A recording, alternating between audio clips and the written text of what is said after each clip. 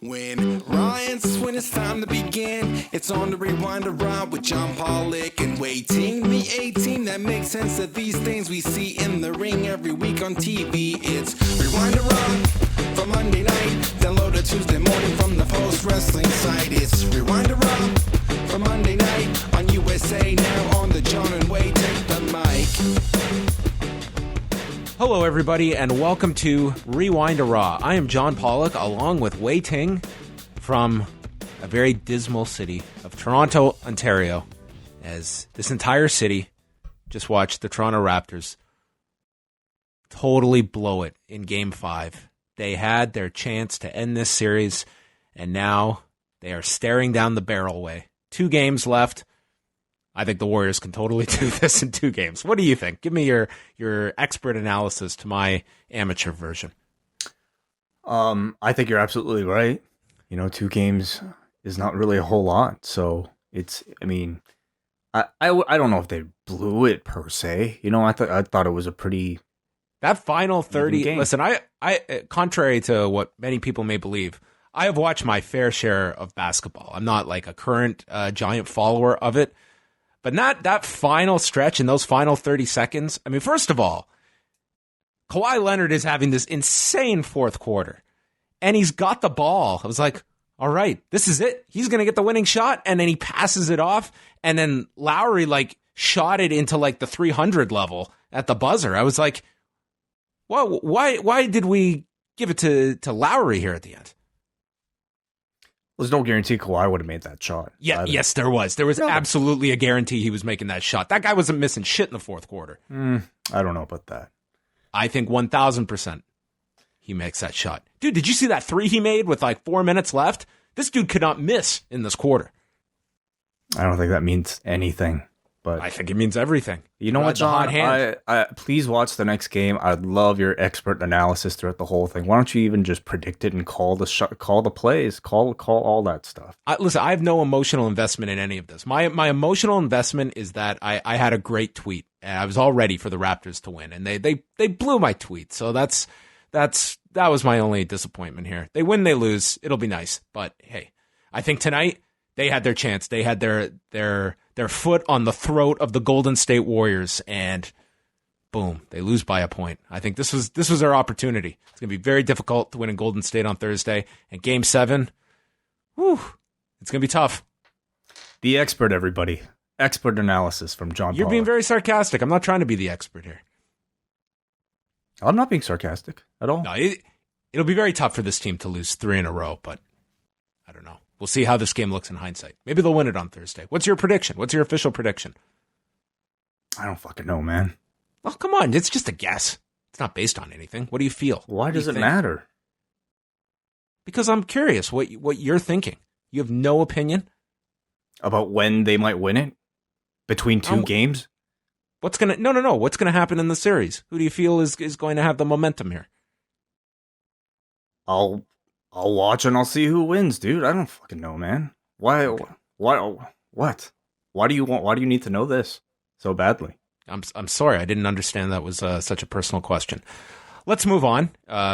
Let's not get upset at one another 3 minutes into this show. What else is going on? What subjects are we allowed to talk about? A bunch of wrestling news and an episode of Raw. How about that? Well, let us start off then with what is going on in the wrestling industry. Are you surprised that Fyter Fest is going to be airing live on BR Live, and they're offering this thing for free? I was very surprised by this. Not really. I actually expected it because of the CEO show being free last year. I guess if it was up to AEW putting the show on their own, would they air this paid? I'm not sure. I don't know exactly what Kenny's deal is with CEO co-producing a show like this. So, the fact that last year's was free, I actually expected this one to be free as well.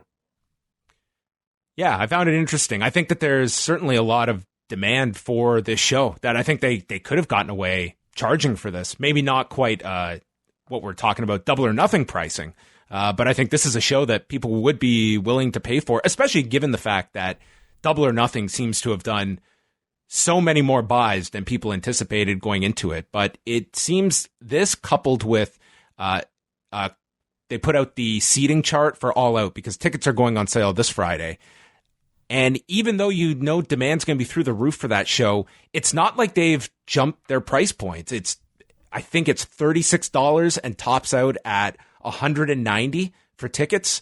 It's I think playing very much a long-term strategy that they're not going to gouge their market base, their fan base, and also I think feeling that it's also great promotion for them to have these quick sellouts, even though I think they could still raise these prices and still have both and have that immediate sellout. But it's an interesting strategy. Yeah, and I think banking on a sellout, choosing an arena that obviously they can more than fill at the Sears Center, and also keeping the ticket prices the same, I think it works really well from a PR standpoint. I think having the ability to brag about another immediate sellout is great momentum heading into their TV deal, and is worth generating the buzz for, rather than maybe a bit of an increase in gate. What are you thinking is going to happen on Friday? Are you expecting the exact same response as All In and Double or Nothing had for this event at the Sears Center? Because that's what I'm expecting. Well, this I am comfortable giving a prediction about. And yes, I agree. I think it'll be very much like all the others.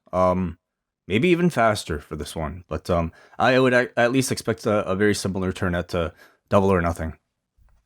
Yeah, it seems that the buzz for this product is that much hotter coming out of Double or Nothing. So that's going to be a big day on Friday, seeing how tickets go on sale. And yeah, I think demand is as high, if not higher, than the previous two shows for this one coming up. Speaking of Fyter Fest, they did add a match today. It's going to be a 4-way match involving Jungle Boy with Jimmy Havoc, MJF, and Hangman Page. And this all came about as a result of a bad phone line. Yes. I think it would have been more authentic if they did this on Skype as opposed to the phone line cutting in and out. I think Skype, that's a very much, trust me, much more believable that you could have such technical problems. Yeah, or Hangouts. Other one. That could have been it. They should have shot it from your basement, really. Yes, they should have. The lights could have flickered and all of a sudden their phone gets disconnected. That would have been the better way to go. New Japan, let's chat about a little bit of news here, and then we'll get to our weekly giveaway and what's coming up on the site. The Super J Cup is coming back this August, and they're going to be doing 3 shows all in the United States, and they have announced that Jushin Thunder Liger is going to be the producer of said tournament. They haven't officially announced that he is in the tournament, but I think that would only make all the sense in the world that he would be participating in this thing. So the first night will be Thursday, August 22nd, the Temple Theater in Tacoma, Washington. So you have 2 months to recover from Stomping Grounds, and then New Japan will be coming to town. Saturday, August 24th, will be at the San Francisco State University Student Life Event Center. That is a mouthful for a venue.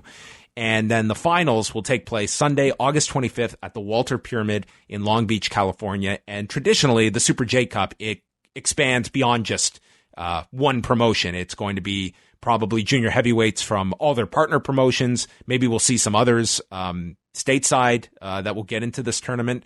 And yeah, do you like the idea of taking this out of Japan and doing these as U.S. shows as opposed to kind of the smaller shows New Japan did earlier this year that had all those visa issues, but doing something kind of in between a big New Japan show and those kind of stripped down shows that they were forced to present earlier this year? I think it's a great idea. It seems like this isn't going to be a series of events that'll really tax the, core talent of New Japan, which I think it can be an issue when you're talking about, a great deal of travel.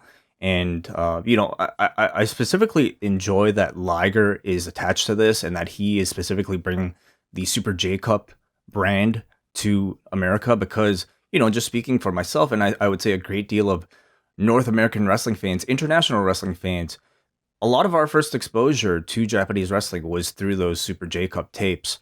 And I think it still holds a great deal of recognition for this audience, especially with Liger attached to it. So I think it's really smart. And I'm very curious to see what promotions that Liger will be recruiting talent from. Yeah, I'm really hoping for his sake that they don't throw Will Ospreay into this, because, man, this guy's doing the best of Super Juniors. He's doing the G1, and this guy needs a break, I think. And this would be an ideal week to give him off. Well, I mean, knowing his schedule, I wouldn't be surprised if they brought him in. He is kind of over some of the advertising I've seen for the Super J Cup. He is also probably going to still be the champion by that point. Oh, so I imagine he'll have some involvement, but I agree with you. I think a break it would be good for that guy. It's one of the things we were talking about on our review on Sunday night, that it's very much kind of blurring the lines now between junior heavyweights and heavyweights. And, we're seeing in this year's instance with Shingo and with Will Ospreay, like, that is a big ask of your performers to go from one tournament essentially to the next within the span of just a couple of weeks. And that is a really hard 3 months that you're asking of these guys to go through. Yeah, especially the style of wrestling that I think is going to be expected of all these men in the G1. And I can see it's huge. Yeah. And we're talking about guys like Ospreay and Shingo who have main evented a number of shows during the Best of the Super Juniors, and probably main event a number of shows in the G1 as well. So incredibly demanding, but oh God, I hope their bodies hold up, and I hope they get plenty of rest. Yeah. Well, so some guys went out on Dominion, at least, like Kota Ibushi, and took it easy, at least, as you're getting ready for such an arduous 19-show tour coming up in the summer. Yeah. Speaking of the G1, they're going to be announcing the blocks and the participants at this Sunday's show, which is going to be on this upcoming Kizuna Road Tour. 3 of them will be airing on New Japan World, starting with this Sunday and next Monday show, which are both at Korakuen Hall. So the first night, which is headlined by Roppongi 3K against El Phantasmo and Taiji Ishimori for the junior heavyweight tag titles, that will feature the block and participant announcements. The next night, they will be announcing all of the key matches for the G1, and I would imagine right after that, you'll get all of the match announcements for the entire tour. And then this Kizuna Road Tour, it wraps up June 25th in Sendai with 2 Rev Pro title matches that are going to be headlining it. June 25th is the date to circle on your calendar way, because that is the day you are getting Zack Sabre Jr. and Yoshihashi for the British heavyweight title, along with El Phantasmo defending the British cruiserweight title against Ryusuke Taguchi. So they're not doing these in England. They're going to do them in Japan. Maybe you'll see Yoshihashi winning so he can represent England properly. Yeah. By the time he goes there. Oh, he could, instead of having that stick of his, maybe it could be like a royal scepter, and he could really just adopt like all the British stereotypes to his new character. That'd be awesome. That would be wonderful.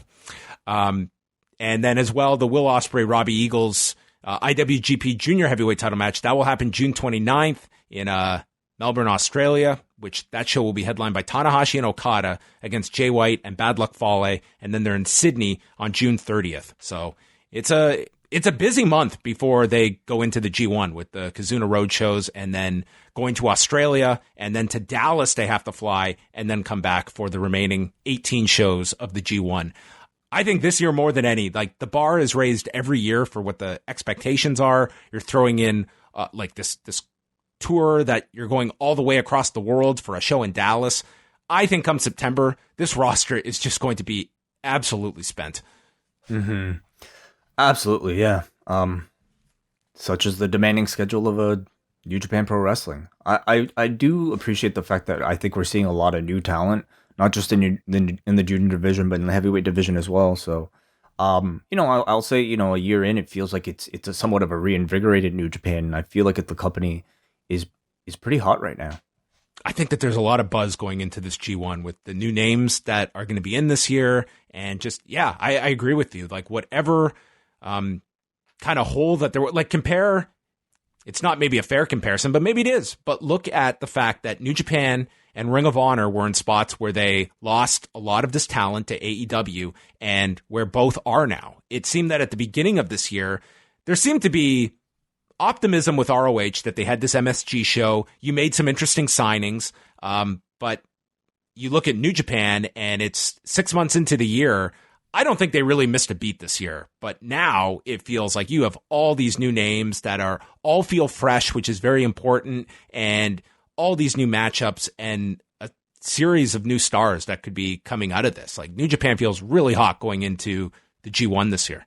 I feel like the best of the Super Juniors was like, unexpectedly, I think something that did really well, not just, for fans of junior heavyweight wrestling, but like just wrestling fans in general. And I think what they should really be commended for is their ability to create new stars and people that feel like that there's, a freshened sense of attention put on them. Talking about guys like El Fantasmo, guys like Shingo Takagi, guys like Will Ospreay. And, coming out of the G1, I'm sure you'll see plenty more names that are going to kind of get into the spotlight. So they've been doing a great job.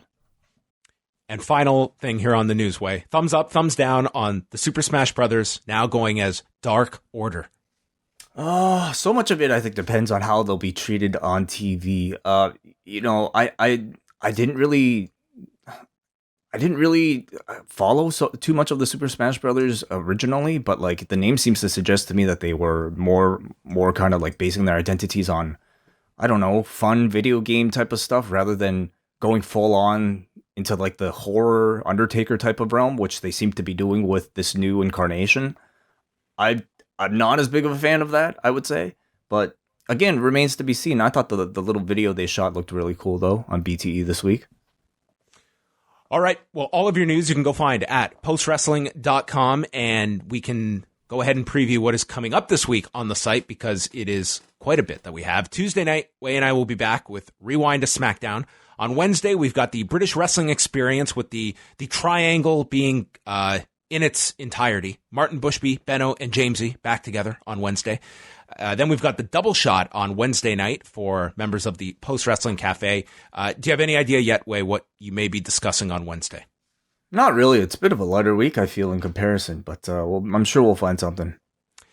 Thursday, we've got Up Next with Braden Harrington and Davey Portman, and the rumor is that they have quite a big announcement to make on Thursday. Do you have any intel, Wai, into this big announcement? They're good. I don't know. I do. I know exactly what it is, but you'll have to find out. You've been embargoed. Yeah. Spoiler alert. So tune into that. Braden and Davey, always exciting whenever they get together and talk about the world. Thursday as well, me and Wai will be live at 3 Eastern with the Cafe Hangout. We're going to be joined by Damian Abraham talking about the deathmatch episode of The Wrestlers this week, which is, I think, should have been named Meet Jun Kasai's Mother. That should have been the title of that episode. That would be great. They should name the whole series, Meet These Wrestlers' Moms. That's actually a great idea. Plus, we will be joined by Ontario independent wrestler, manager, and promoter Anthony Kingdom James, who is bringing back his promotion, the Union of Independent Professional Wrestlers. He's going to be running SummerSlam week, so we will talk with him about that. The coming back to promote independent wrestling. What is in store for those that show up SummerSlam week for his show? So tune into that 3 p.m. Eastern time for Double Plus patrons, and we'll be taking your calls as well on the show this Thursday. Friday, we've got Rewind Away with a review of Backlash 2004 from Edmonton, Alberta. Very exciting. I'm looking forward to this one. Yes, and everyone is going to get to listen to the music of Edgewater. Oh, thanks. Great. Edgewater. Eyes Wired Shut. Yeah. Sounds like a song that Edgewater would write. Yes. I actually, as I was watching this show over the weekend, was reading about Edgewater. Had you ever heard of this group before? Or is your knowledge of them strictly related to A, this show, or B, the Punisher album? I don't even recall the name of this group the first time I watched this show, so I just heard about them now, basically. Okay, well, tune in on Friday to learn about Edgewater. And then we go into the weekend. We'll have 2 new episodes of Cruel Summer, which is W.H. Park's new series reviewing past G1 finals. Saturday morning, he'll be with Martin Bushby to chat about the 1995 final. And then Sunday morning with Striga, one of the men behind Cage Match, and the Eastern Lariat podcast chatting about the 1996 final featuring Ricky Choshu, which was really, I thought, one of the high points of the first, I would say, 10 years of the G1. Brian Mann is going to be joining Nate Milton on Saturday with the Rocky Maivia Picture Show reviewing Southland Tales. And then Sunday night, the weekends with myself and WH Park with our monthly chat on Post Pure Wrestling. So that is your schedule at Post Wrestling coming up this week. Sounds great. All right. Are we ready for a giveaway? Let's do it. All right. This is the part of the show where all the members of the Post Wrestling Cafe, their names are drawn at random. One winner, and they will be walking away with what way? Post Wrestling Combo Pack, T-shirt, stickers, coffee sleeve, postcard. All yours. You notice this week there was no coffee reference to Alexa Bliss, so I don't want to insinuate that the Post Wrestling legal team got up in arms over this, but I also don't want to insinuate that we didn't. Yeah. Do you like that? Okay. Let's roll and let's pick our winner this week. The winner of the Post Wrestling Prize Pack is now. Now. All right. Congratulations to Bruce Simons. Bruce Simons from Louisiana. Congratulations. Wow. All right. Congratulations. Bruce Simons. I don't think we messed up that name. I don't think so. If I did, I apologize. It's Louisiana. It could be French. It could be Bruce Simons. You're right. So let's hope. We covered our bases. We announced both. So congratulations, Bruce. You are the winner of the Post Wrestling Prize Pack. And if you are a Cafe subscriber, better luck next week. Maybe you will be the grand prize winner. All right.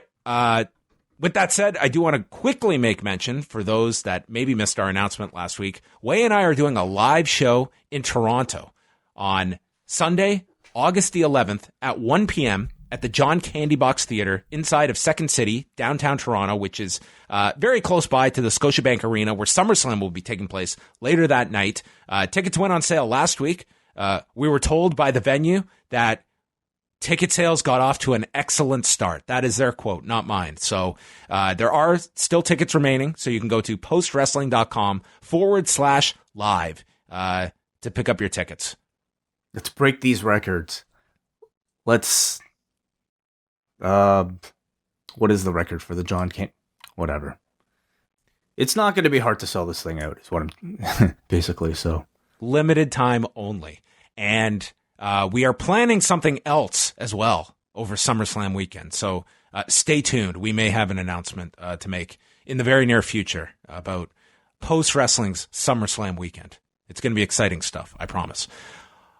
All right, let us move into Raw from Monday night from San Jose, California. Yeah, the Golden State.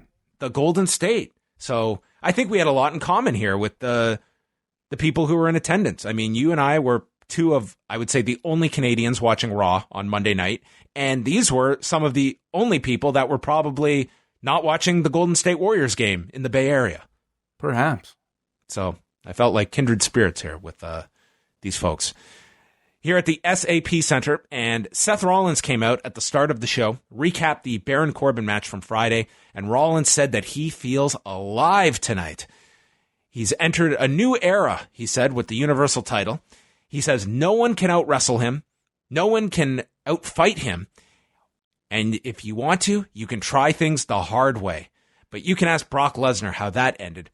And Lesnar has been in WWE since 2002, minus a 10-year gap, and no one has ever done what he did to Lesnar on Friday.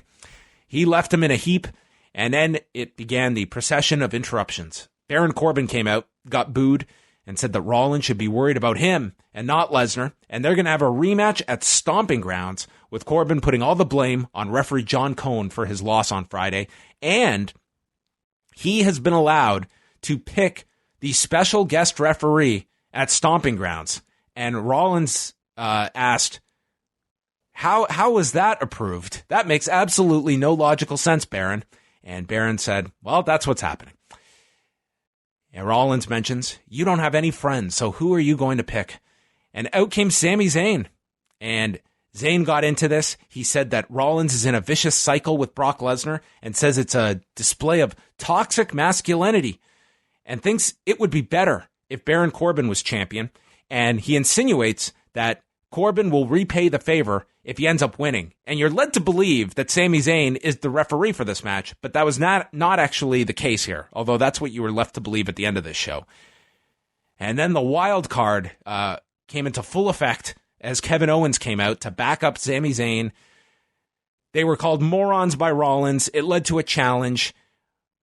Owens even poked fun at the wild card, saying that, what does that even mean anyway, being the wild card? And we got a match for later tonight, a main event between Seth Rollins and Kevin Owens. I think, if I'm going to have two people assist Baron Corbin, I much prefer Owens and Zayn to Drew and Bobby Lashley. I felt like Owens and Zayn, in a way, I'm really glad they're keeping the two of them together as long as we've seen them. I feel like they're just fantastic with each other still. And I found them both incredibly entertaining on this show. Everything else was just pretty typical Raw opening stuff. Yeah. We then confirmed that Becky Lynch would take on Lacey Evans at Stomping Grounds, which everyone expected. But we also got Michael Cole, the first of many times that he had to include the slogan. This is not just Stomping Grounds we are watching later this month, Way. It is Stomping Grounds. It's time to kick ass and take names. Man. Because the logo for Stomping Grounds is literally someone's boot that is getting ready to kick ass and then grab a pen and paper and take their name down. Yeah. They had to mention this line so much. It can be nothing but a Vince direction. And I mean, only makes sense that a 70-something-year-old man would find that term hip in 2019, or go like something worth drilling into our minds about. Like, does he think we're not going to know the name of this pay-per-view unless you add taking names and kicking ass, whatever it is? That would be better. Kicking names and taking ass. That was an Avengers joke. Oh, was it? Okay. Yeah. Sorry. No. Right over my head. It was most painful when Reigns had to use this line himself in the interview. Like, I can take Michael Cole being the shill, but Reigns, it was just cringy at this point because we had heard it. It was so clearly a directive that it's the slogan that Reigns had to just seamlessly work into his interview with Byron. Why did they make anybody do it? I don't really understand. But I'll have to say, I thought Reigns did his best trying to make it sound somewhat cool. Whether or not it was successful, I mean, you be the judge, but I feel like I'm sure he's not a fan of having to say that either. I love this logo, though. It's just literally a person's foot, a boot with the word Stomping Grounds, because someone is stomping on the ground. It's like, dude, it is a logo I'm pretty sure I could almost come up with. Yeah. Lars Sullivan versus the Lucha House Party was our first match. The rematch everyone was clamoring for after Friday's bizarre exhibition, with the added elimination stipulation. So this time out, though, Lars just killed these guys. He caught Kalisto off the top with the freak accident and pinned him in 24 seconds. Then he murdered Lince Dorado with a running powerbomb. And then it was left to Grand Metalik. And he had him beat, but kept lifting him up when he went for the cover. And hit him with a freak accident, lifted him up again. Then he decided that he was going to dump Kalisto with a military press onto the steps and lawn darted Lince into the post, and he just fell down like a heap. And then he went back into the ring and hit the diving headbutt onto Grand Metalik, which we have not seen him do that maneuver since right when he was introduced, and pinned Metalik in 307. This was everything that Super Showdown should have been. I don't know why they went that direction other than to prolong it, but this was how Lars should have been booked from the get-go. I would assume that this was originally going to be the exact match that we were probably going to see at Super Showdown. Otherwise, I just don't see the point in booking this match for Super Showdown at all. And in the end, it just kind of made the Super Showdown match really feel like a Raw segment, which I guess is what they wanted, I guess maybe they felt like it meant nothing on Super Showdown. Meanwhile, you would have had a bigger audience see it on Raw. Whatever. I thought the handling of it may be a little bit sloppy, but, the squash was great. It's everything it needed to be. I thought that pinata spot looked awesome when he flipped, was it Kalisto? Or Lince? Lince was, he was sent into the post. the pinata thing on the stairs. That was Kalisto. Yeah. So he looked great, Lars. Yeah. I would have just had him win on Friday and then come back and do the elimination stipulation on Monday. I just would have beaten them twice. I don't know. I didn't understand that on Friday. R-Truth and Carmella are busy running around backstage from everyone, and he gets surrounded by the elevator, and they're waiting for it to open, and then a bunch of them get into the elevator, and then they get stuck on the elevator, and it's R-Truth with Carmella, EC3, Drake Maverick, and Cedric Alexander, who I think was missing 205 Live even more this week. And we kind of got EC3 as like a casual alcoholic. That, to me, was his character progression on this show. Yeah, I guess he had introduced it on at the barbecue last week. Yeah, I guess so. So there you go. There's some layers now to him. There was this thing that's been floating around online today of just a comparison between EC3 doing an NXT entrance and then a recent entrance on a main event.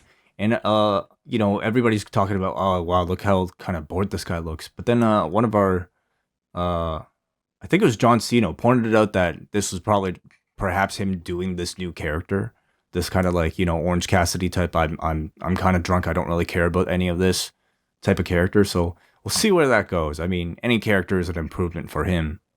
He got the most screen time today than I think he ever had on Raw. What an accomplishment on Monday night for EC3. But yeah, this was literally like the most he's done on Raw since he was called up. And we just randomly had a shot backstage of Seth and Becky talking to each other just so Michael Cole could remind us that is Becky Lynch's boyfriend, Seth Rollins.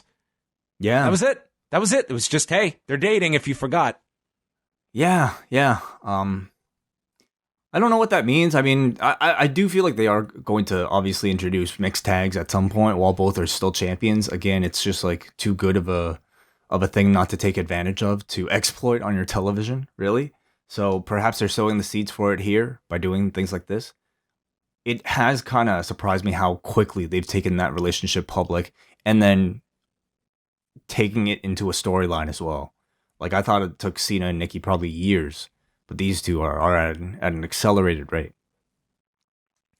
They interviewed Becky Lynch and Lacey Evans with a split screen, and Becky brought up tapping her out at Money in the Bank. Evans says that she is not going to stop until she gets what she wants, and it was Becky just going through all her one-liners here, saying that dirt and gold are found in the same place. That doesn't make them equal. And Lacey coming back saying that Becky's bravado is a mask, and she's driven by fear of losing it all and falling back to obscurity. And that fear will come true at Stomping Grounds when Becky becomes Becky, no belts. And they're going to be in a tag match later. And what'd you think of the interview segment here? I like face-to-faces for the most part. I just felt like this was so scripted, especially coming from Lacey, that it was really hard for me to get into.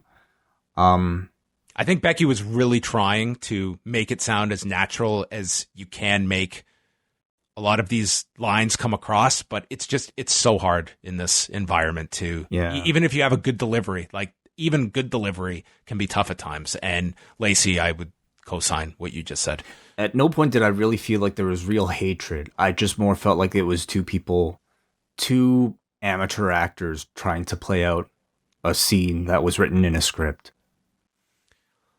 Alexa Bliss and Nikki Cross were in the locker room, and Cross thought that they would be teaming up tonight. And Alexa said, well, all of that changed when I went on SmackDown last week.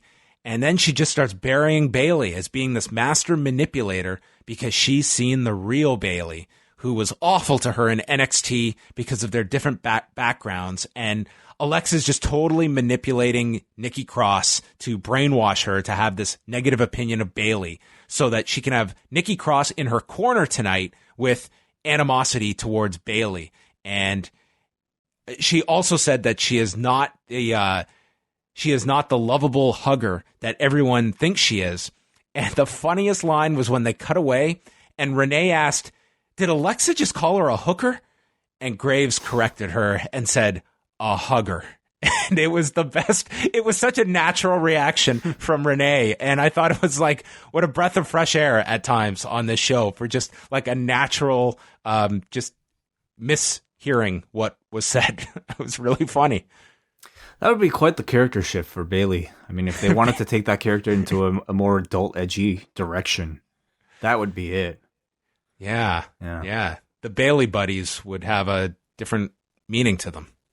Oh my. I find this fascinating, what they're trying to do here with Nikki and Alexa. I like these two together a lot. I think they work off each other very, very well. The expected thing, of course, is that Alexa is going to turn on Nikki. But, as we've seen with their Miz and Shane McMahon feud, I think oftentimes that when something feels so obvious, it'll deliberately mislead you to something else. So I look forward to seeing what type of twist they add to this story. Yes. Just give us some time before they break them up. That's all I ask. Miz TV with Samoa Joe. Joe is out, and Miz says that Joe won back the title, but he corrects Miz and says he is not the new champion. Ray stole his title, and he was afforded an opportunity to win it back.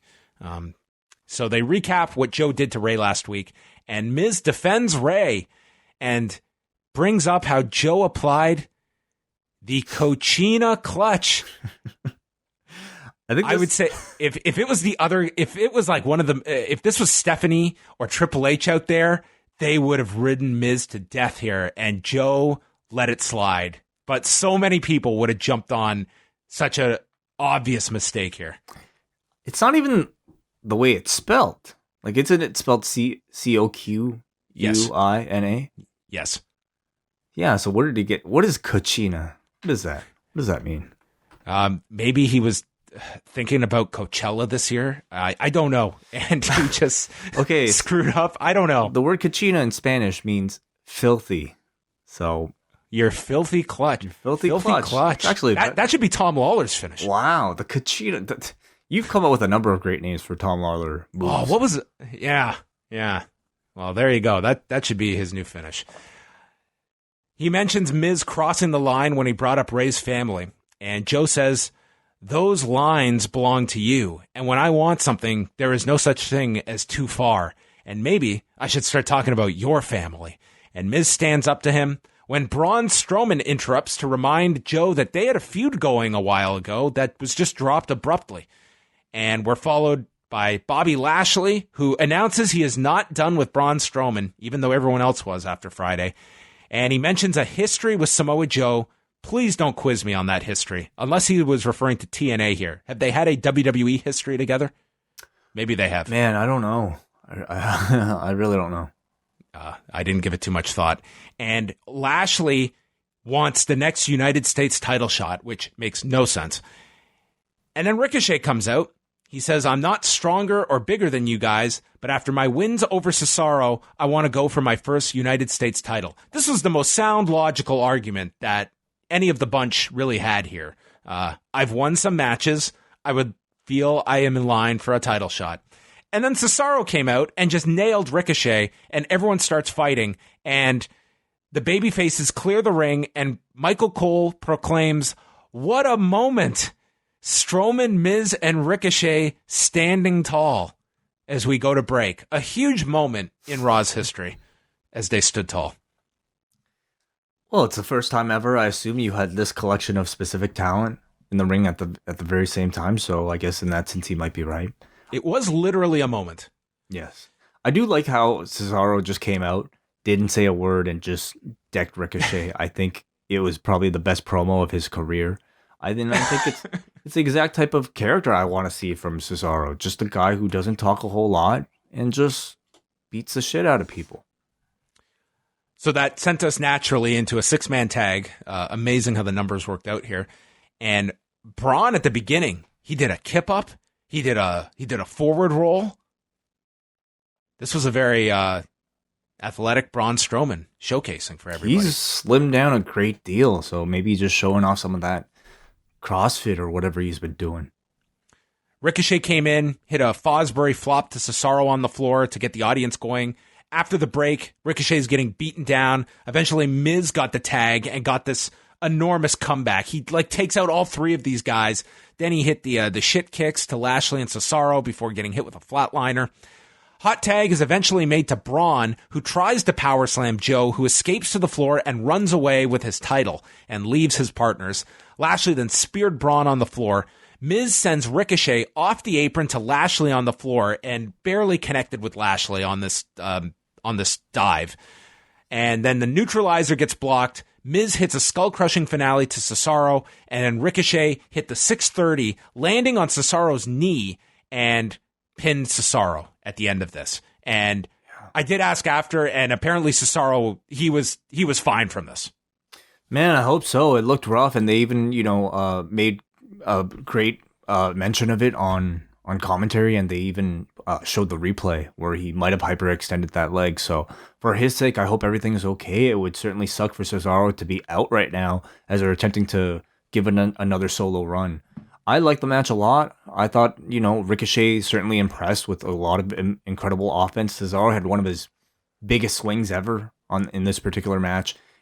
I am always amazed, though, in certain crowds, The Miz gets as big of a reaction as he does. You see Ricochet, you see Cesaro do these amazing things, and then The Miz comes in with, the most basic of, wrestling offense. And in this match, he was able to elicit one of the bigger reactions, so good for him.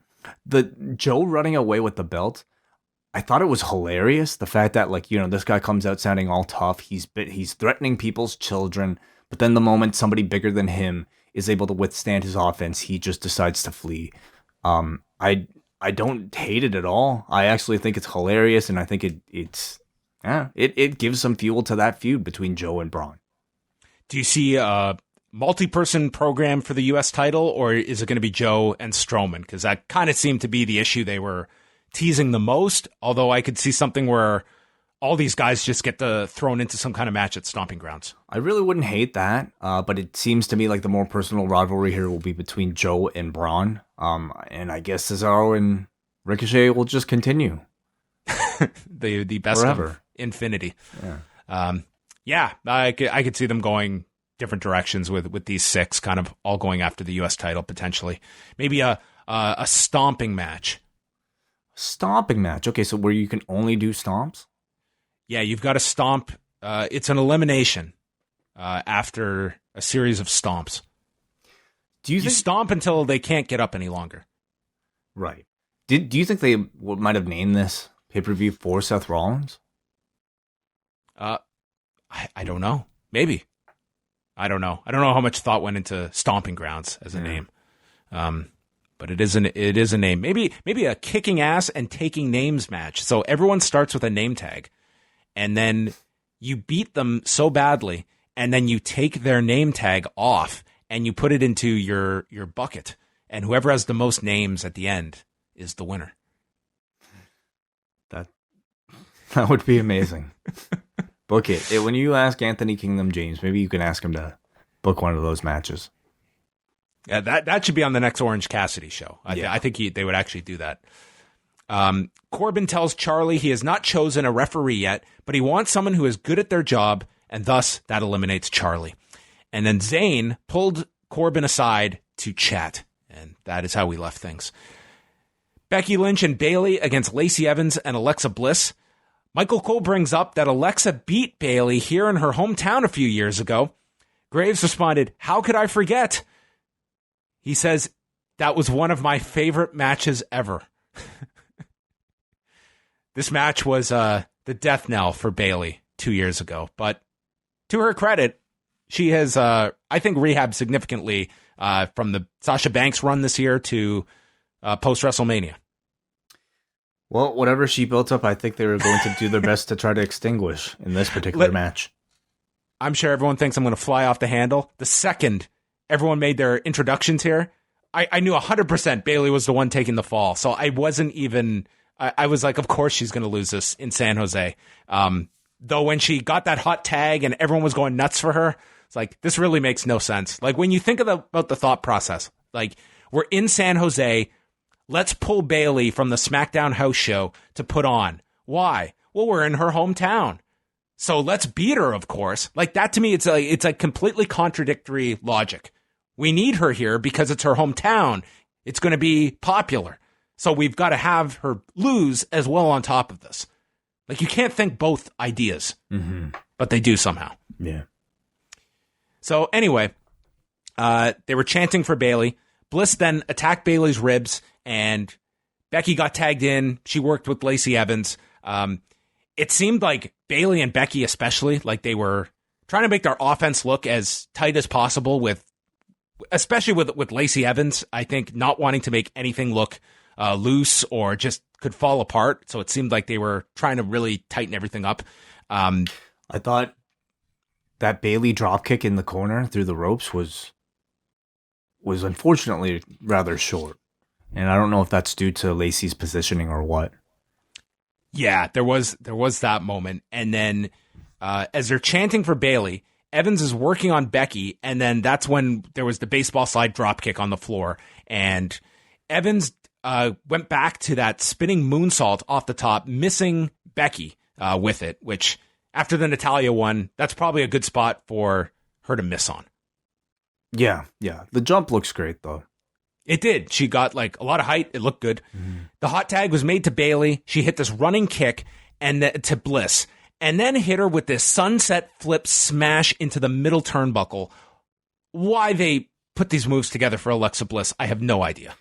It's been a move I've seen Bayley do like for a few times now, and I feel like it's often to Alexa Bliss, and I completely do not understand. Of all people, like, I don't think she should be doing this move, period, but of all people, especially Alexa Bliss. Yes. And this meant nothing. Like, this was just a spot in the match. It meant nothing. Like, I didn't understand this one at all. It just seems like they're, flirting with danger. So we go to the end. Evans is on the floor as Becky chases after her, and Evans throws Nikki Cross into Becky on the floor, and then allows her to hit the woman's right, knocking out Becky, and then hits a woman's right to Bayley from the floor. Alexa Bliss climbs to the top and hits the Twisted Bliss, but before she jumped off the top, Evans made the tag and then came in as Bayley was setting up for the Bayley to belly onto Bliss and got hit with the woman's right from behind, and Lacey Evans pinned Bayley for the finish. Yeah. She delivered like 3 of those women's rights in the tail end here, so they're really trying to continue to push this woman as well as her right. They had to rehab everything about last week, from the woman's right to Charlotte that made no impact to that match that did not come off well last week. Yeah, I've already forgotten all of that. But the match I thought was fine. I am really perplexed though that Bayley had to be the one to lose here when. Oh man, I didn't see them beating anyone else. Like you have the 2 challengers for the titles, but Becky. But Bayley's the champion. She's still somebody who I think you still have to work a great deal to rehab right now. And does it make sense for the champion to lose? Especially with Lacey Evans pinning her? Like, if it was Alexa pinning her again, I think that would make sense. Because she's already getting a title shot anyway. It just kind of fuels that. But having Lacey pin the other champion? Why not have Lacey pin Becky? I don't think they want to beat Becky right now, I guess. But in a tag team match, she's about to face her again. It would justify Lacey at least getting a rematch. No, I totally get that. Like this, they're not going to Lacey and Bayley. So if anything, you could argue it should have been Alexa pinning Bayley. But obviously, like, you can see the priority here. Of the champions, Becky is the priority. And of the challengers, Lacey is the priority. Yeah, and instead they sacrifice one whole other program just to kind of make your challenger for the Raw belt look better. When I think that tells you what your main title is among the women. But it's so stupid because having Lacey actually pin Becky would be to the benefit of their program and really to everybody's program. Well, especially after Becky, as they brought up in the promo, submitted Lacey at the last pay-per-view. Like, there really is no reason for this rematch. That's what I mean, yes. Yeah. So, it was, I don't know. I just assumed Bayley was the one taking the fall, but in her hometown, it's perplexing. It's such, like, simplistic, on-the-surface thinking. You know, like, oh, who's the least over one of all these people? Who's the one who can who we have to protect the least. I guess it's Bayley, sure. But anyway, I thought this was bad. So Monday night, there was a rare SmackDown house show, and therefore we got, I guess, the least amount of SmackDown talent since the wild card was instituted. We only got Owens and Bayley, correct? I don't think there was anyone else. I was maybe in my mind trying to keep count, but I actually just stopped. Yeah, I mean, between those two, was there really anybody else? Anybody in that elevator? Like Shane, you don't really count as a SmackDown person, and in the elevator, I don't count you don't count the Iconics because they're champs. I really don't know what brand Eric Young and crew are part of, so forgive me.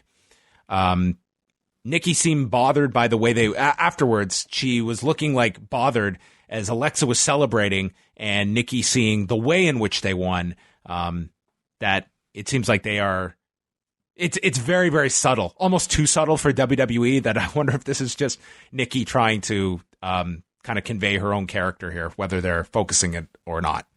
It definitely is a fine balance, especially when you're doing WWE programming to be a level where you're not so over the top that I think you're too obvious, but also not too subtle that, your audience, half your audience doesn't pick up on the story. Nonetheless, I am interested. Yeah, I think it was 2 weeks ago when Nikki teamed up with Becky, and afterwards, Becky's holding up the title, and you see a shot of Nikki just staring at the title. But it's like, part of me just feels foolish for even thinking that that's something that you're supposed to be picking up on that's going to pay off down the road. Yeah, we'll see. Zayn then met with Shane McMahon, and Zayn says, "We haven't always seen eye to eye." I was like, "Oh yeah, they had quite the rivalry with Kevin Owens." Well, Zayn was the one who moved Kevin out of the way for that Hell in a Cell dive, and sent Shane into the depths of hell. So he asks to be the referee tonight as an audition for the Rollins match with Baron Corbin. And he suggests, what if I just am an outside official, a second pair of eyes?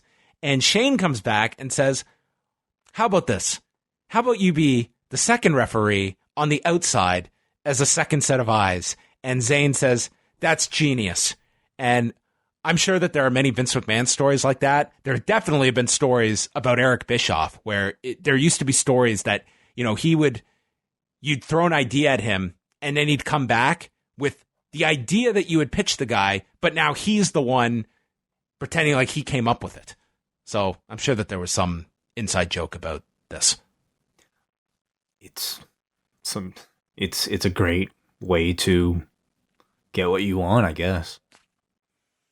Then they plugged John Cena joining Fast and Furious 9, the Fast family. Yeah, there seems to be some drama going on with that whole thing and The Rock. Big drama. Yeah. Rock's So, doing the spin-off with Jason Statham, and the Roman Reigns is in this summer, and that put off Fast and Furious 9, which, do we even know, is Dwayne Johnson scheduled to be in that movie or not? I don't think so. I think this was Cena replacing him, essentially. Yeah, I don't know. It's I can't wait till the behind the scenes documentary comes out on Vin Diesel and Dwayne Johnson. I think it's going to be a fascinating rundown of everything. I don't rule out that the whole thing's a work, and they're only building up to Cena versus Rock in Fast 12 or something like that. They could. But I look forward to seeing Cena in the Fast movies. I think this will be much like I feel like it was the Fast movies that really helped reinvigorate The Rock's career. I think it'll vice versa too. It helped Dwayne Johnson. It also saved that franchise. Yeah, I mean the one before that was already really good, but you're right. I think it took him to a different level. But I think for Cena, this will be he's had strong movies, but I think this could be a big one for him. This could really take him to the next level. Paul Heyman was in the ring and was disturbed by the animosity between Seth Rollins and Brock Lesnar. And he said the Lesnar went against his advice last week, not cashing in. They recapped the Rollins attack at Super Showdown. Rollins is not a worthy Universal Champion. He is a feckless thug. And he has guaranteed that Lesnar will continue to be Mr. Money in the Bank 2019. They were going to announce his cash in advance, but now they will not be telling Rollins when they cash in. And he's not insinuating that Lesnar is here tonight, but he's not insinuating that he isn't either. And so he teases that Lesnar could be the referee in Tacoma. He could beat down Rollins in his most vulnerable state and violate the PG era. And he says this is a threat, a promise, and a guarantee that Lesnar will take the title and become the Beast Slayer Slayer. Put that on a t-shirt. And then what's Rollins when he beats him again? The Beast Slayer Slayer Slayer. We just keep going. This was a bad tagline. I hope this one just dies on the floor. I don't know if it was really meant to be like a real nickname or maybe just, I think every one of these is Heyman trying to throw out something to get over. Potentially. But I like the promo a lot from Paul.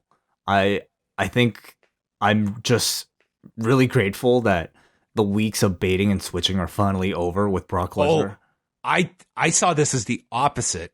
That really, like, Heyman is there like every week on the staff. So you can do stuff like you're pretending like he's talking in the room to somebody that we can't see, and it's going to be constant teases without Brock even being there. Well, what I mean is, them saying next week I'm going to cash in, or tonight Brock Lesnar is going to cash in, or tonight Brock Lesnar is going to reveal. All this stuff that I feel has been incredibly underhanded and incredibly damaging to your already very weakened reputation with your audience. At least I feel like we will get a somewhat of a pause to that. I much prefer the use of Brock this way, in the same way that I think previous Money in the Bank holders have been used, except with the benefit of Brock Lesnar, of course. Him not being on TV means that they can't job him out because he has the briefcase. It's fine. I wonder if this was the plan when he initially won the briefcase, or if he was supposed to cash it in at Saudi Arabia, or what. But I can't imagine the plan was for him to go all the way to Saudi Arabia to do what he did. Yeah, that's really odd. So I don't know, ultimately where this ends up, but Brock with the briefcase, not necessarily the best choice, of course, but now that he has it, I think it's somewhat caught on, at least, with the boombox and things like that. And I think they'll ride this out probably as long as they can. Do you think we see Brock before SummerSlam? Yeah, I would think he's going to be on SummerSlam. You think he'll cash in before that, or what? It could be, like, if you look at the opponents for Seth Rollins, there's not a whole lot of options. So the idea of Brock cashing in at Extreme Rules and then you do the rematch at SummerSlam, I could see that as viable. I've seen the idea thrown out about Brock cashing in on Kofi and doing that rematch. There's an argument there. Yeah, and they've kind of thrown out the misdirection there with Rollins. So that's almost as big of a match, in my opinion. Maybe even bigger. Kofi going for the title against Brock in a rematch at SummerSlam, like, that could be maybe more valuable ultimately to get Kofi over to the next level. Whereas Rollins, you can put him in a match with someone that's not like an A-list challenger. And you can also bring someone over from SmackDown too for Rollins. I mean, you can get creative. Because on the Raw end, he's in a feud with Baron Corbin. It's not like there's a long list of guys at the moment that are ready for him. Yeah. But I do like the idea of Brock and Kofi. Yeah, it's maybe they could do that, and it will genuinely, I think, surprise people if they went that direction. Like, it's not out of the realm of possibility, but it also gets a bit of a surprise and a big match for Kofi because, again, there's not on SmackDown, like, both champions, like, you don't have like that big match that you feel that they're waiting on either end. Like, it's not like they're going to Kofi and Roman Reigns anytime soon. Mm-hmm. We go back to the elevator. Heath Slater is worried he's going to die. And EC3 says they're going to have to resort to cannibalism as he pulls out a fork. There's also no phone service in this elevator. And Drake Maverick reveals he's got to get out of here because he's getting married in a few weeks. And EC3 says, "You're getting married and you didn't even tell me?" And Maverick says, "You're the best man." And R-Truth says, "I'm really scared of Hornswoggle." And Maverick corrects him, saying, "I'm not Hornswoggle." I thought there was some funny stuff in here. I thought like there were some funny lines too. Like I did not mind these elevator segments. They were a lot better than just running around the building. You had a group of talent in particular here who I think all exhibit pretty good comedic timing, perhaps with the exception of, Cedric Alexander, who's really not kind of known for that. But between Drake and even Carmella and R-Truth and EC3 and Heath Slater, I think those particular people were probably chosen for a reason. And I thought they all did pretty well. It ended up kind of turning into like a Breakfast Club, but with like raw jobbers. It's a good comparison. The Iconics came out. They announced that they are the longest reigning and defending WWE Women's Tag Champions, and they've demanded the toughest competition, scouted the world, and found these two from San Jose. And they will never be champions. Just like the San Jose Sharks will never be Stanley Cup champions. Boo! And then we had our match with the Iconics against Lisa Lace and Aaliyah Mia. Aaliyah Mia. Aaliyah Mia, yeah. They I thought the announcers were making up the names on the spot here. I guess it's possible. I don't know. But they had Cole throw to Graves for some information on Lisa Lace, and Corey just couldn't keep a straight face. He was just I can't. He broke trying to. I don't know if he was reading lines or maybe at your suggestion, maybe they were making all this stuff up on the spot. I don't know. They couldn't even tell who was who. This all felt improvised. Michael Cole said, as Mauro Ranallo would say, Aaliyah Mia. Dude, it was so bad. It was a joke I wouldn't have even done. I wonder where the names came from. I mean, I know they're often kind of references to people who work in the back or something like that. But Lisa Lace and Aaliyah Mia, I don't know. I don't know. These were ridiculous names. What I love is that somewhere out there, like Cage Match or Grapple, there is record now of Lisa Lace and Aaliyah Mia having a match. It's one thing when you're paying attention that on the main roster, it's really hit and miss if they'll name the enhancement talent. A lot of the times they won't even name them. In NXT, they always name the enhancement talent. So it's actually kind of funny when they actually do on the main roster. I almost think it's just for comedy for the announcers to play off of. Mm-hmm. Kay just lifts up Mia, and Peyton Royce hits this really weak-looking knee strike, and they pinned them in a minute 18. This was nothing. It was just fodder for the Are you sure it was Mia and not Lace? They said that Lisa Lace never got tagged in during this entire match, so by process of elimination, I thought they just Aaliyah said Mia. I thought they just said the other girl didn't get tagged in, but it doesn't matter. Do you want to go back and rewatch this? Live on air right now? Sure. I don't. They won in a minute 18. I think it's a gimmick that's, fine for Glow, in the 80s.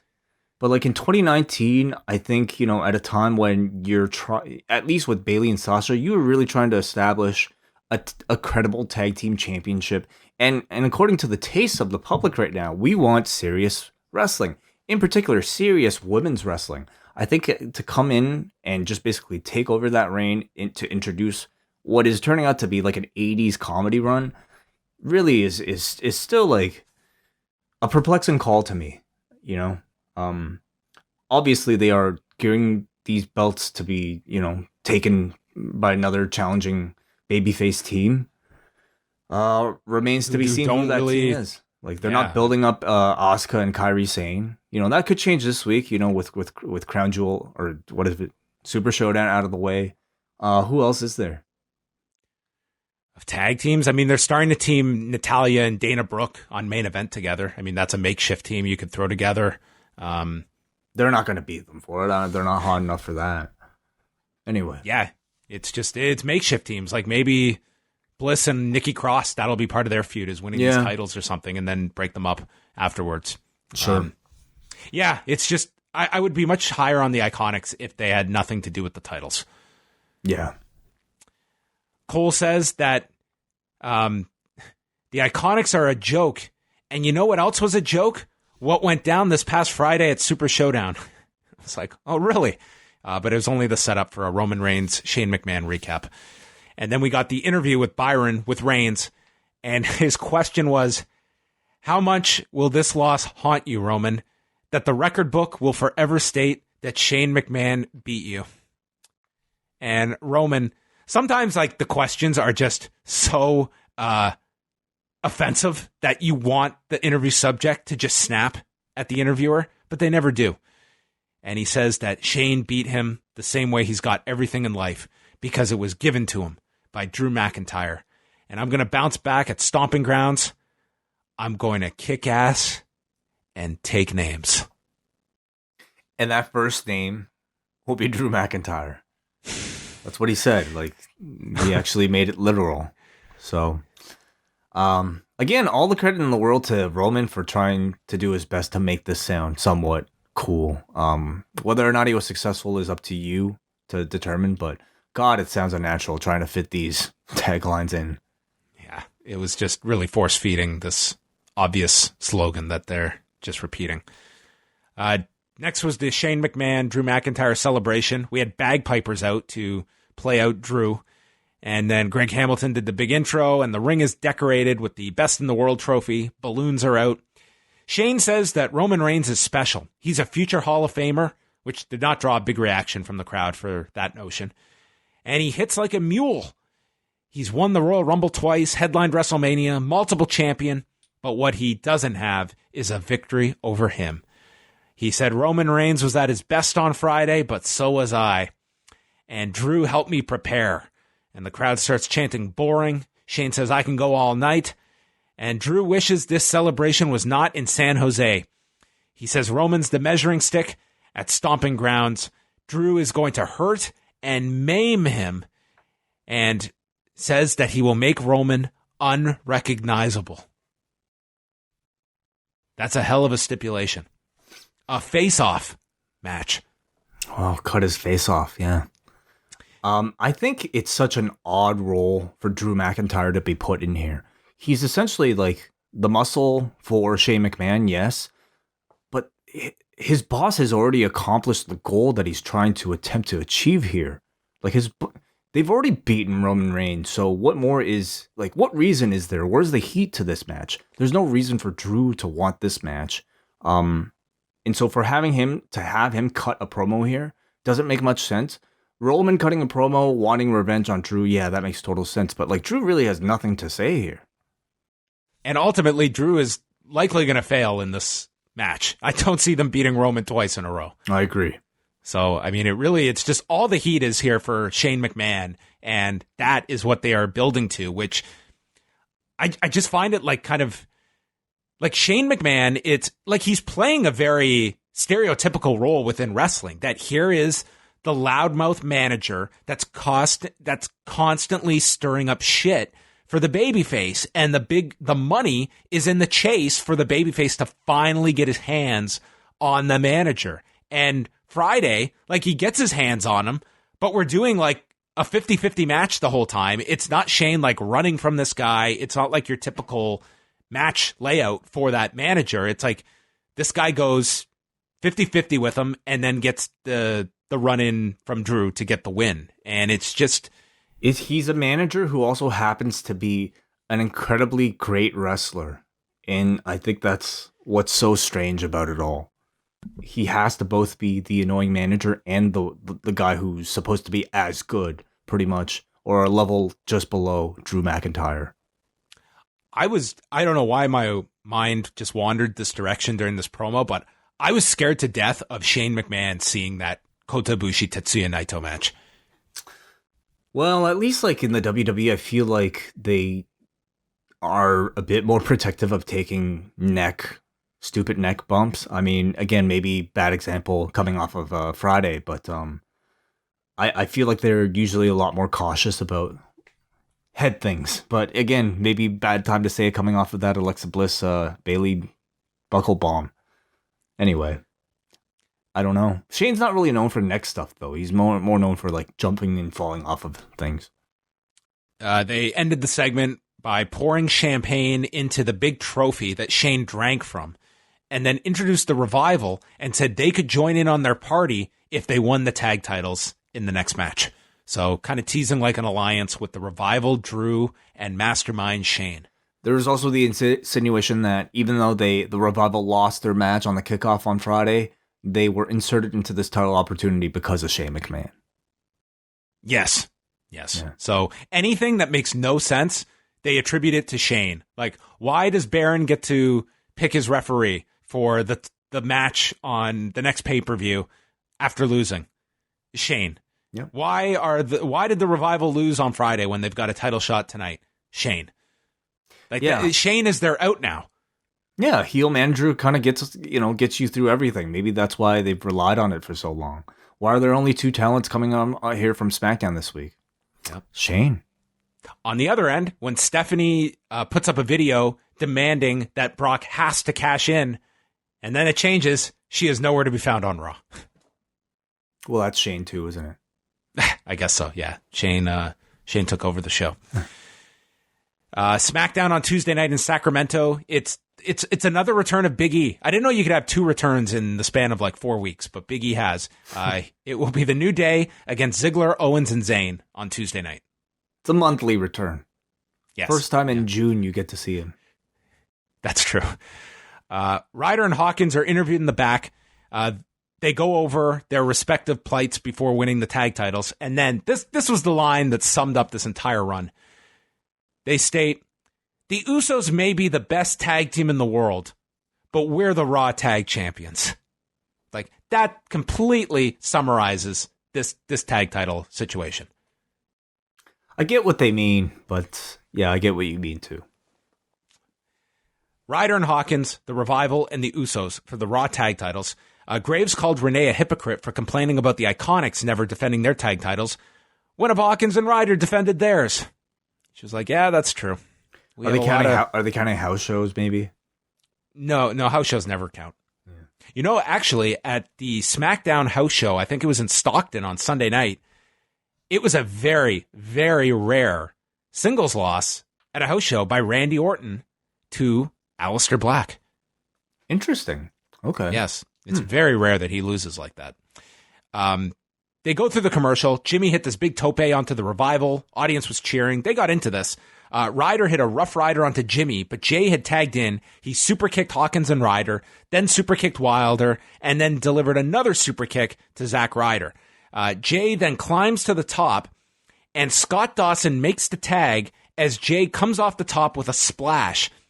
And then Jay, after hitting this splash successfully, rolls to the floor like he's so damaged from his own maneuver. Yeah. And Dawson just runs in.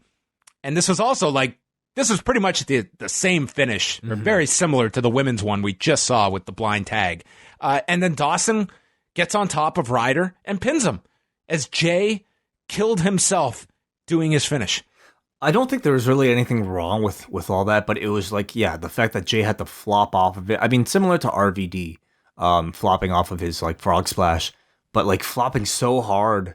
I would have just had Wilder there he can rebound and bounce off, and then Wilder just throws him to the floor. Absolutely. I completely agree. I mean, it could be Wilder or it could be Dawson even. Either one of those guys, just basically making that look a little bit more realistic.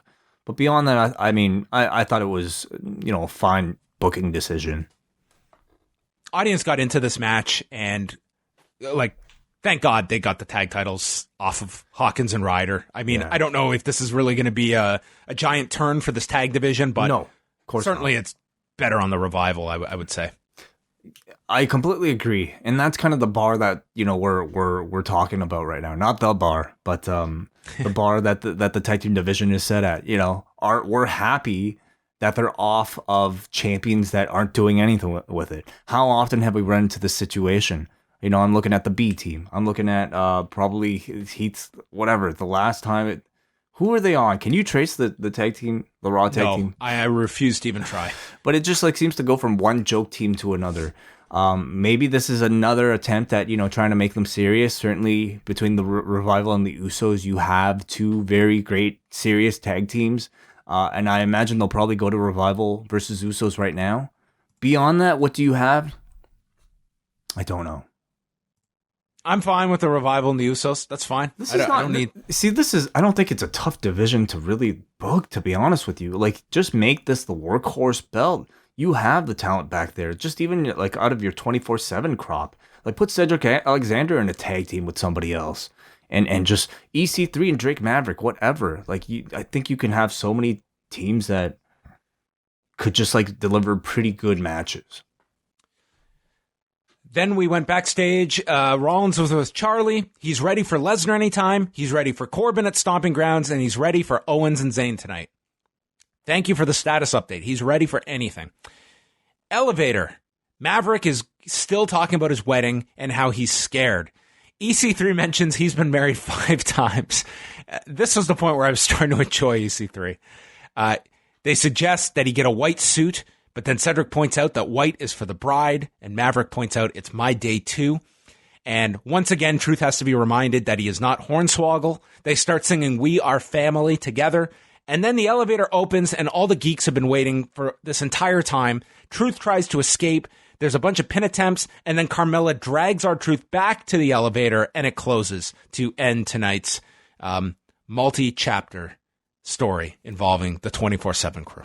I thought it was really funny how they were, having this like bonding moment and then ultimately saying We Are Family. But then the elevator opens and they immediately try to pin each other. So that was pretty clever. This week I thought it was a win for this 24/7 title. Do you remember when Dean Ambrose brought up, I think it was Dean Ambrose, in one of his recent interviews, that when he was talking about people who are happy, and he specifically mentioned R-Truth. R-Truth is always happy with whatever is given to him.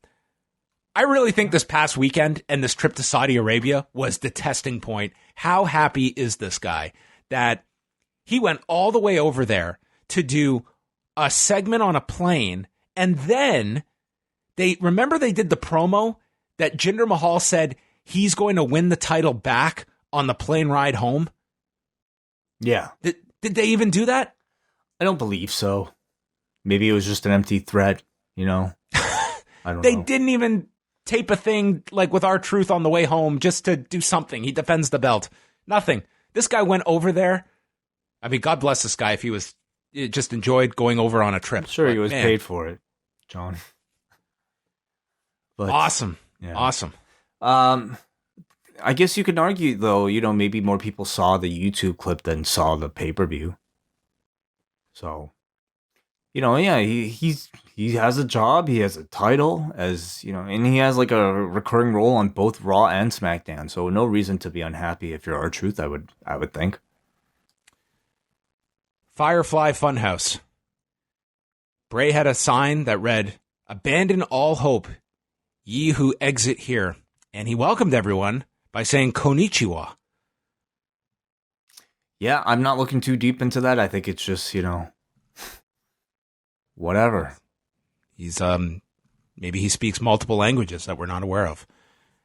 He goes over to Mercy and the Rambling Rabbit and threatens to get the Fiend. And Rabbit starts talking into the camera that he's going to expose what's really happening inside the Firefly Fun House.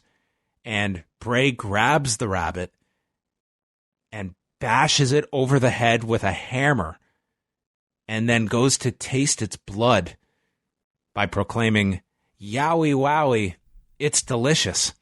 And he is now offering Rambling Rabbit breakfast spread. Start every morning with a smash, before ending it by saying he'll always light the way. All you have to do is let me in. Mm-hmm. This was a very dark Firefly Funhouse, and were we supposed to read Rambling Rabbit trying to expose what's really going on behind the scenes as our John Moxley reference? Could be. Yeah, possible. I'm joking. Right, okay. I mean, I think what it probably means is just it's Bray's. It's what we gather is that each character is an internal voice of Bray Wyatt. is a part of Bray Wyatt's mind, and perhaps this is Bray suppressing the part of his mind that's been threatening to break out of this coma or whatever he's in, this type of hypnosis, and he actively suppressed it here by killing it and turning it into rabbit spread. So there's also the threatening of the Fiend coming at some point. So that all adds, I think, a good deal of intrigue.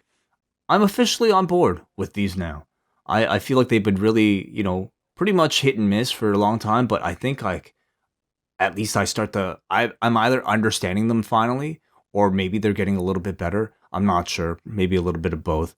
But I'm not sick of them yet. I don't even really want to see Bray wrestle yet. I want to see where some of these threads lead. I was thinking over this past week that, I just feel it's almost a certainty that once this guy starts wrestling, he is going to fade back. And I don't think anyone is tired of these. I would run with these as long as the audience is engaged with these. This is a character that you can absolutely market through. There is a bunch of merchandise ideas that you could surround with the Firefly Fun House. This can be a very marketable character in this form as it is now. I know ultimately you do have to get this guy into the ring, but more and more I'm questioning if you have to. That to me is going to ultimately kill off a lot of what people are interested in with this. So I would be in no rush to end these. Yeah, I'm in no rush, but I think ultimately you have to have him wrestle. I mean, we're talking about a wrestling program, right? And I think the trick is to see how he can incorporate all these different elements into his in-ring persona. Maybe I think it's damn near impossible on this show. Yeah, maybe. I don't know. We'll see. But, it doesn't mean he has to lead these forever. Maybe some weeks he spends in reality, other weeks he spends with some of these segments. But I definitely think as long as they're able to maintain the creativity involved, the, introduction of teases and kind of metaphors that we're kind of seeing here for elements of Bray's head, I'm still intrigued. Yeah, we'll see how long they can keep it going. Main event, Seth Rollins and Kevin Owens. Sami Zayn came out in his referee shirt, dancing around. If you had just tuned in, I think half the people would have thought Bryce Remsburg was hired. Sami Zayn was hilarious at the beginning here. He gave this speech to John Cone. I trust you in the ring. I need your trust outside the ring. And then he goes to check on Rollins, and he's patting him down and asks if he has a knife on him. I thought Zayn was hilarious here. He and Owens were great. I thought they were tremendous and made this thing work probably a lot better than a lot of people could. He gives this in-depth search of Seth Rollins, and then he just quickly pats down Owens and barely checks him. It actually would have, in another era, would have been hilarious if Kevin Owens did have a knife on him. They teased redoing the finish to the Baron Corbin match when Zayn distracted, and then he just kept getting into Rollins' way whenever he had the advantage. Owens then drove Rollins' injured ribs into the barricade and hit a DDT on the floor. We came back from the commercial break, and Owens has the advantage, climbs to the top and goes for a swanton, lands on Rollins' knees, and then Rollins avoids a pop-up. They trade super kicks. Rollins goes to the top, and Sami Zayn gets in the way, and the audience is furious at this. They're really getting upset that Zayn is screwing up Seth Rollins' game plan. And it led to a roll-up by Owens for a 2 count. Owens then Rollins hit his suicide dive, and in doing the suicide dive, he hit Kevin Owens, but he also nailed Sami Zayn, who just sold ridiculously. And he goes into the ring. He hits the stomp. John Cone goes to make the cover, but then he gets pulled to the floor. Zayn wants this match to end with a DQ, and he takes over as the referee in the ring. And Rollins then grabs Zayn by the shirt, and Zayn disqualifies him. And they announce Kevin Owens as the winner by disqualification, and they cut to Owens laid out on the floor, putting his arm in the air, celebrating this victory. It was an awesome cutaway to Owens. I really liked this. I thought everyone was great in this. I completely agree with you. And obviously Sami Zayn was the MVP of this entire thing. He's so fucking talented at this type of comedy. He's a great wrestler in itself, but like he and Owens just have like incredible comedic sense. So the two of them were just fantastic here playing their roles. Rollins played an excellent straight man. I thought the referee, John Cone, too, did his part. So I thought it was all really successful. They got the crowd incredibly hot. And I thought they did a great job building sympathy for Seth Rollins. Afterwards, Rollins attacked Zayn. Corbin runs down and goes after Rollins, and Rollins ends up getting a chair. He's also been busted up over his left eye here. I don't know what happened. It happened during the match.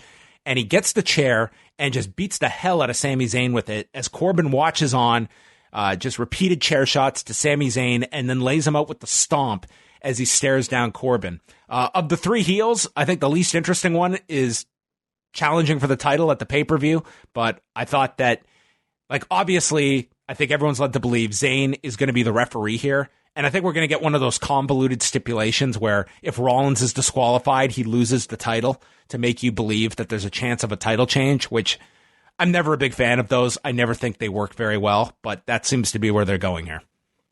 Yeah. I mean, I suppose if Zayn does end up being the referee, at least I have something to look forward to in that match because he is hilarious playing this role. Will it be too much of a retread though for them to do it on a pay-per-view? Maybe. I don't know. But I at the end of this, I really would rather see Rollins versus Zayn, and they could very well be building up to that at some point. But Corbin versus Rollins, even in a cage, is just such a weak title program for a main event. Like it's a main event, right? Like, or what else? Who's Kofi? It's either that or it's Kofi and Ziggler's in the cage. Oh, okay. So what is this? This is just a match with the referee. They're both incredibly weak, so I'm guessing. This is a weak show. Like when you look at it, like we have 5 matches. It's Rollins and Corbin with. They have not named the referee, but it only makes sense. It'll be Zayn. Kingston and Ziggler in a steel cage for the WWE title. Becky Lynch against Lacey Evans. Bayley against Alexa Bliss, and Roman Reigns against Drew McIntyre. That's not a great lineup so far. Looks like one of the worst cards they've had in years. Now that you actually spell it all out for me. Like that wouldn't fly on an episode of Raw. So, man, I don't know. They're going to have to try harder. They don't have a lot. Maybe the 205 Live guys could main event it. I think the Revival and Usos has a chance to be the best match of the show if that gets added. Bring Walter, man. Please, just something. Well, that is Stomping Grounds, which is in 2 weeks. So, this is probably going to be the least watched Raw of the year going against this basketball game. But I thought this was a marked improvement over last week's Raw. And maybe it was because the Super Showdown I thought was the worst WWE show this year, and maybe will be worst show of the year.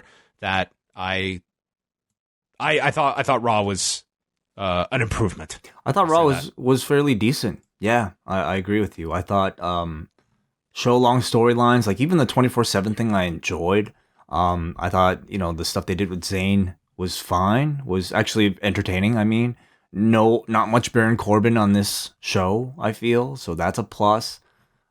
I don't have a ton to complain about outside of maybe the Bayley booking. Yeah. Well, let us go. Do you let me just look here. The lowest Raw this year was 2,158,000 viewers. Do you think this will be lower than that when this number comes out on Tuesday? Oh man, I'm gonna say a little above, maybe a little above 2 million. I think it'll be a little lower. I think this will be the lowest of the year. The question will be, is it lower than what they did on Christmas Eve and New Year's Eve? I don't know if it'll go that low, but we'll see on Tuesday. I think this is one that's not going to be... if there's anything they can bank on, it's perhaps some buzz coming out of Super Showdown, but I can't see what buzz would be coming out of it. I don't know if there was any buzz to be had. Well, you like a post pay-per-view, you might get something, but this is hardly qualified as a pay-per-view. Well, no Goldberg Taker mentions at all. Yeah, that's a great point. Nothing. Yeah. Not a thing. Like, you wouldn't have even known that match happened on tonight's show. We're going to pretend it didn't, I guess. Oh. I guess the silver lining is that the playoffs are now, there's no more competition for them for the rest of the summer. Thank God. Thank God. So I can watch these games without Raw or SmackDown. Man, even if they go to 7 games, the game's on Sunday, and this is a very light weekend. Imagine Stomping Grounds was this Sunday, Way, and they went to Game 7. Could you imagine you watching that lineup I just gave you with Game 7 going on? Yeah, that'd be tough. All right, well, let's head on over to the forum and see what everyone else had to say. I feel this is one of those Raws, Way, where you and I were positive on it, and we're now just going to get it all thrown back at us, but we will see. What do you think? What do you think the forum voted on? I think the forum will vote 4.5. 4.23. So still a failure. Let's go to Paul from New Jersey. His positives. Evans and Lynch sounded excellent. I find it a tad strange having a Marine who overcame a lot act as a woman sleeping her way to the top, but perhaps I'm nitpicking. The Bliss Cross dynamic has been consistently good week to week. The women's tag team champions won a match on television. Kind of. That's neat. I'm just going to say it. I thoroughly enjoyed the elevator bit with the 24/7 title. I can feel John rolling his eyes as I write this. No, Paul, I did not mind it. Negatives. My failure to realize that WWE is a cross-cultural and none of this is for the money. I hate the wild card. I think he's referring to the videos of the fans that they showed from Saudi Arabia, and then Cole or one of the announcers mentioning WWE is a cross-cultural phenomenon or whatever the line is. So, yeah. Gotcha. Yeah. Okay. He says, overall, this was a better show than the past several weeks. However, it's still a bit of a struggle. Go Toronto. Carl Jr. says, I've been watching wrestling for 13 years and I see people get injured and injuries happen. Accidents happen. We know this. Ricochet landing on Cesaro's knee was brutal to see. And my question is, should wrestlers be held more accountable for stuff like this other than an apology, whether it's a fine or suspension? It was not an injury, and Cesaro was just improvising afterwards, so it wasn't an injury. He was just improvising, so he wasn't hurt at all. I think it was. I don't know if Ricochet was supposed to land on the knee, but Cesaro just went with it afterwards. Like, he was said to be fine after. Well, that's good, but I do not think wrestlers should be fined or even suspended for accidentally injuring somebody else. I mean, it's the risk of the job. There's no way I would justify fining somebody for being. I mean, is somebody being reckless? Is somebody entering a ring intoxicated like Jeff Hardy was at Victory Road? Then yeah, of course you find somebody there. But if somebody is doing their best, even in the case of like a Nia Jax, doing the punching Becky, as unskilled as perhaps that punch was, she was perhaps trying her best, and I don't think you can fault or fine somebody for that. Let's go to Tyler from Orlando. Not quite as bad as previous Raws have been lately. I think the promo work on this show was horrendous, but the wrestling fairly made up for it. Still looking forward to whatever Bray Wyatt is doing each week, but begs the question, once Bray actually returns in the ring, do you think he maintains the current interest his new character has? That's going to be the $1 million question. Yeah, certainly. I feel like he can. I feel like the weakest part of his game before might have been the in-ring wasn't that bad, like it was fine, but like nothing really spectacular. And I felt the very same way about his promos. They would just take so much time, and I would always see, technically, a great delivery and all that. Maybe, if you write it all out and look at it 4 months later over the course of 2 years and add 7 and then divide it by 5, you might get a great promo in there. But I think having like the strength of this character and all this new world he's kind of built around him is going to at least reinvigorate his promos. So at least that'll be a huge improvement, and I think that could translate in ring just simply because he'll be more over.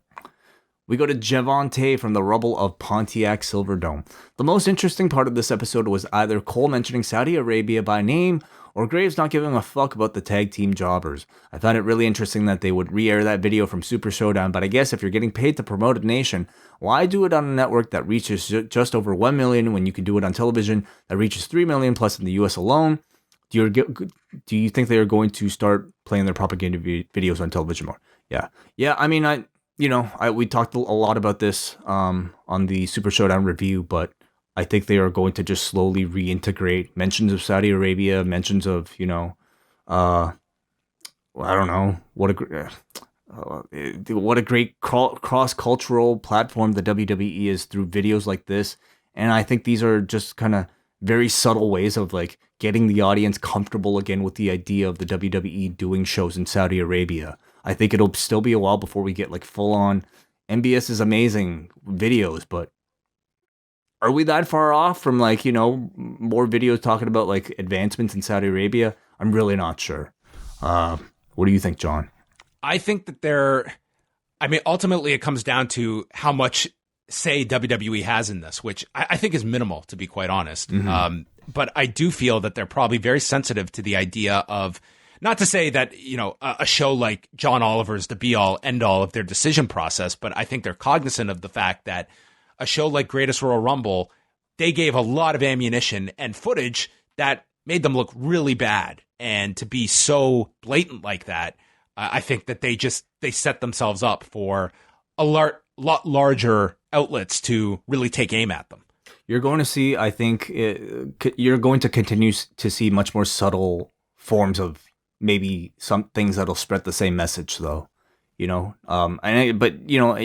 that I think, if played on something like a John Oliver wouldn't make that much sense. Things that I think even played on Raw would raise doubt that it was even an attempt to make anything look like it's propaganda. I think people can criticize maybe, my interpretation of those videos as anything but, them showing off like what wonderful fans they have at a show like that. Nonetheless, I think seeing the history and the realities of this particular deal and the money that's exchanged from the government to the WWE for these shows, you have to definitely question everything that you're seeing in relation to it. His question, Javante says, with New Japan announcing a tournament to take place on American soil, what do you guys think the next plan will be in their overseas expansion? Do you think they'll go the NXT route and set up a US division? I mean, they already have a piece or dojo here. Or do you think they will go the main roster route and just try to find decent enough TV on foreign soil while touring there every once in a while? I don't see them really changing up. Like, you don't hear any talk about, a separate US roster or anything like that, there were hints of when they were first opening up the dojo. I think that at this point, they're very content to be working with Ring of Honor on their shows, and that could always change. And then doing these other shows where they come several times a year. And, when it comes to expanding in the American market, that's where they've been hit very hard this year in terms of the talent that they've lost. That I don't know if that's necessarily the best game plan, to be coming in and not just competing with the WWEs of the world, but also now All Elite Wrestling on top of that. I think All Elite's probably their biggest competition. They're very much trying to attract that same demographic of lapsed WWE fans who are hungry, and they're basically taking their top star in Kenny Omega to form a new promotion around. So, the thing is, though, they do have Dean Ambrose, at least for this year, who I think is a more than suitable replacement to attract that audience. So I think those Dallas shows, the G1 shows that they're doing here, will be perfectly fine. Where they go after that, though, beyond Dean Ambrose, if Dean Ambrose is tied up with AEW, that remains to be seen. All right, let's go to Brandon from New Jersey. Yo, soy amigos, it is I, your dearest servant. Been a minute since we spoke. Just want to speak my piece into existence about the Raw proceedings. But first, shame on those Raptors fans for cheering the injury of Kevin Durant in the same building where they cheered Goldberg after he got concussed while spearing Bret Hart when he wore the vibranium chest plate. For shame. Well, the Goldberg thing notwithstanding, I completely agree with Brandon about the. I don't know how much. What happened? So Kevin Durant is their star player who's been missing for a good month for Golden State. And he's been battling what the press is, or what they've been calling a calf injury. But because he hasn't been doing any interviews, you haven't really heard too much about it. Some people suspected that it was a lot more serious than that. So he basically kind of, gutted it out and played what could have been the Golden State Warriors' final game this season. So he had an excellent first quarter. Scored just really well. Was pretty much like their star player as before. But then at some point, I think it was either in the first or second quarter. Forgive me, I was watching Raw at the same time. He twisted his leg and started grabbing his heel and what looked to be perhaps his Achilles rather than the calf injury. So he was taken out of the game, and really sad to see, but once he sat down on that floor holding his heel, you had people cheering, and I'm really embarrassed. Then the Raptors, you had the rest of the team, Serge Ibaka and Kyle Lowry, tell people to chill and not react that way. So I know it's sports, it's a heat of the moment thing, but this is nobody wants to beat somebody, beat a team that's not 100%. And certainly nobody wants to see an athlete who's here ultimately to, for our entertainment, be hurt in real life, possibly with something that's career threatening. So on behalf of Toronto, I'd like to apologize for anybody who might have seen that. All right. You're up next. We got a Jay from Colorado who says, I swear Alexa Bliss called Bayley a hooker. Well, seems like Renee was confused too. Yeah. Let's go to Jake, who says, oh, he didn't watch Raw. Okay. Let's finish off with Brian from New York, who says, so I guess the Revival aren't being punished anymore. Or were they ever being punished? I guess we'll never know. The tag division improves leaps and bounds, having the titles off Ryder and Hawkins, especially if the Viking Raiders and AOP are getting back on TV to join the Usos. Yeah, that's right. We forgot about those tag teams. The Viking Raiders. The Viking Raiders have totally disappeared. AOP was back in the Battle Royal. Well, the Viking Raiders were there too. Yeah, the Viking Raiders were in the Battle Royal as well. That's right. AOP, they have been there at TV at SmackDown for a while now, and it's just been a case of them waiting for an idea for a program to come back. The last I had heard was that they were going to end up on SmackDown. So we'll see if that plan changes or not. But yeah, they could be back maybe even as soon as Tuesday if last week was considered their return at the Battle Royal. He says it was a tough break for Cesaro, who at least was getting on TV every week. I'm not sure there's blame to be had with Ricochet, but perhaps a discussion should be had in the back about whether the 6:30 needs to be pulled out every week. I feel like he's already been trying to save that and not use it every single week. But yeah, this shit happens. He also says, for something I hated at first, it's another week I enjoyed the 24/7 title segment. It's been a fine vehicle for truth, and I guess something we can hope for is they stumble on some sort of hook for one of the guys chasing the belt along the way. Maybe EC3. Okay, maybe not. It made me think after that elevator segment that they're going to do some of these segments at Drake Maverick's wedding. Oh, they have to. Absolutely. Kind of teased that they kind of almost have to deliver now on this. Imagine if he actually wins and then you have his best man, EC3, pin him at the altar. Wow. That's really they should. They absolutely should. I mean, maybe that's why they do a mock version of it. Yeah. Yeah. Well, maybe that's why they mentioned it in the first place. I would hope so. But that would be part of the fun of just seeing wrestling matches in the least likely of scenarios. And yeah, I would love to see that.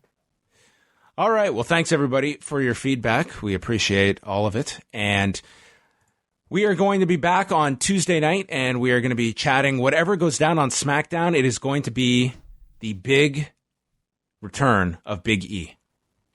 Huge. Yeah. That's it? That's it. That's what's going down on Tuesday. Anything else you want to mention? For SmackDown? No, not really. Just in general, anything. A farewell. Raptors in 7. All right. Wow. You made me wait for that one. Goodbye, everybody.